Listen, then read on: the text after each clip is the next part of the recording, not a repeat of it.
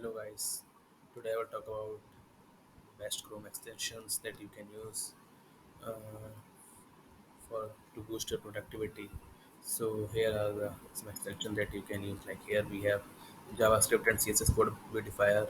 With that you can beautify your JavaScript code, and you can also beautify your CSS code. Next is window resizer. With that you can check the different resolution CSS, like how it looks on different resolution in desktop, in mobile, or in different views in big desktops. So you can use window resizer.